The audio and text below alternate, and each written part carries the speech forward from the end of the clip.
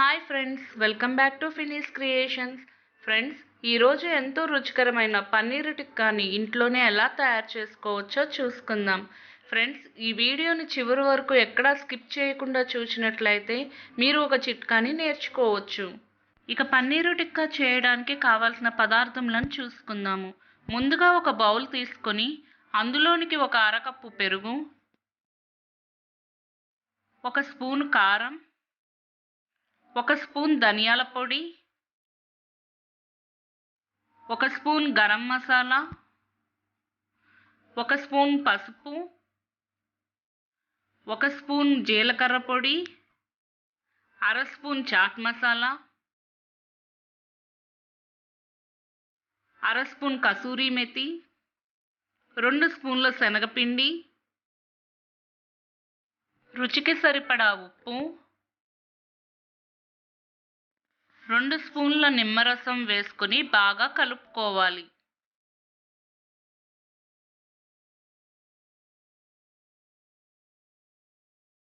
ఇప్పుడు ఈ పేస్ట్ అంతా బాగా కలుపుకున్నాక ఒక అర స్పూన్ వామ్ వేసుకోవాలండి. తర్వాత ఒక స్పూన్ అల్లం వెల్లుల్లి పేస్ట్ కూడా వేసుకుని బాగా కలుపుకోవాలి.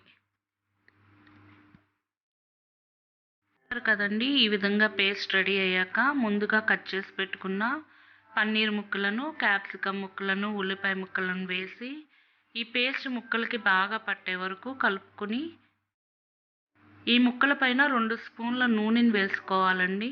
వేసుకుని తర్వాత ఈ ముక్కలను ఫ్రిడ్జ్లో 1 గంట పాటు నానబెట్టుకోవాలి. ఇప్పుడు మనం బ్యాంబూ స్టిక్స్ తీసుకోవాలండి. ఈ బ్యాంబూ స్టిక్స్ ఏ స్టేషనరీ షాప్లో అయినా దొరుకుతాయి. ఇప్పుడు ఈ బ్యాంబూ స్టిక్స్కి ఆనియన్స్, పన్నీరు, క్యాప్సికమ్ ఒకదాని తర్వాత ఒకటి జాగ్రత్తగా గుచ్చుకోవాలండి. ఇప్పుడు మనం ఫ్రిడ్జ్లోంచి పన్నీర్ ముక్కల్ని తీసాం కదండి, ఇవి ఒకసారి కలుపుకోవాలి. బాగా గట్టిగా అయిపోతాయి కదా, అందుకని ఒకసారి కలుపుకోవాలి.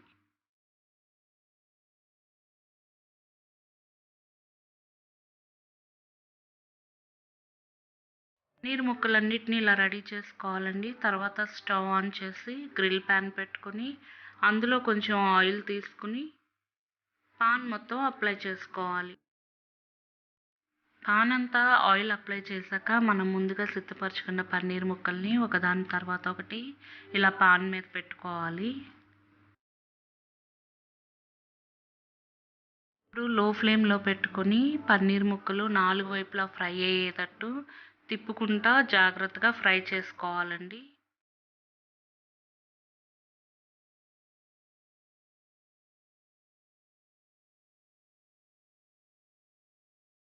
పన్నీర్ ముక్కలన్నీ చక్కగా ఫ్రై అయ్యాయి కదా, ఇప్పుడు సర్వింగ్ ప్లేట్లోకి ఈ పన్నీర్ ముక్కలన్నిటిని ట్రాన్స్ఫర్ చేసుకుందాము.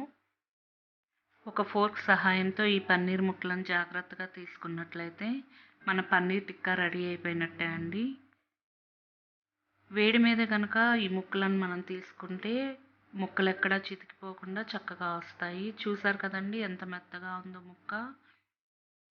ఇది వేడి మీదే కనుక సర్వ్ చేసుకుంటే చాలా టేస్టీగా బాగుంటాయండి. ఈరోజు చిట్కా చూసుకుందామండి. ఈ బ్యాంబూ స్టిక్స్ని డైరెక్ట్గా మనం పొయ్యి మీద పెట్టి గ్రిల్ చేసుకోవాలి అనుకున్నప్పుడు ఈ బ్యాంబూ స్టిక్స్ని ఒక ½ అన్ అవర్ ముందు నీళ్ళల్లో నానబెట్టాలండి. లేదంటే ఆ స్టిక్స్ కాలిపోతాయి. మీకు ఈ వీడియో నచ్చినట్టయితే లైక్ చేయండి, షేర్ చేయండి, కామెంట్ చేయండి.